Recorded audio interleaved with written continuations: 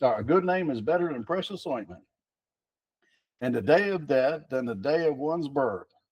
How can the day of one's death be better than the day of one's birth? It depends on what you've done.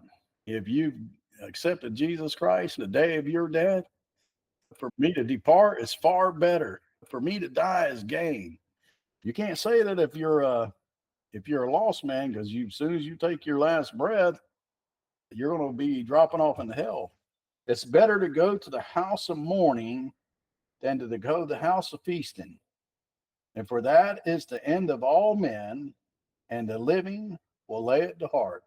That's one of the things I think the Lord really helped me with, is let us go to this nursing home for about 10 years. Might have been longer, I can't remember. But what you see in there is all these old people that can't hardly move, and some of them can't even get up and go to the bathroom by themselves. And you get looking at all that stuff. It helps you balance yourself and not think that you're going to be this way forever.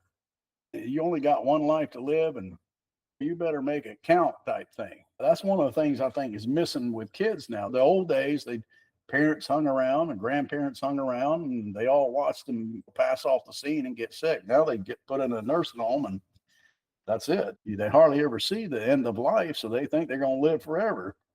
They don't find out, oh no, I'm not going to live forever until they're about 60. It's like too late. Sorrow is better than laughter, for by the sadness of the countenance of the heart is made better. The heart of the wise is in the house of mourning, but the heart of fools is in the house of mirth.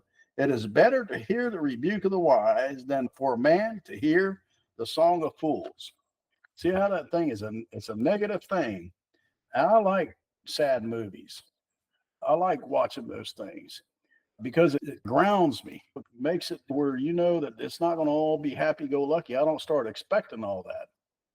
It makes you thankful for one thing, that you're not having to go through it. But that thing we were talking about this morning about empathy, empathy is an ability to be able to feel and experience the effects of someone else. It's an ability. If it's an ability, it's something you can learn. And you learn it by spending some time there in those shoes.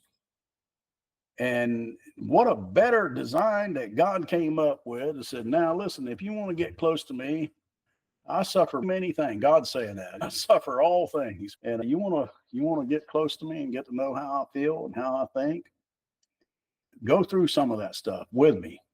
And the next thing you know, maybe his wife run off, maybe your wife run off and lied about him and all that.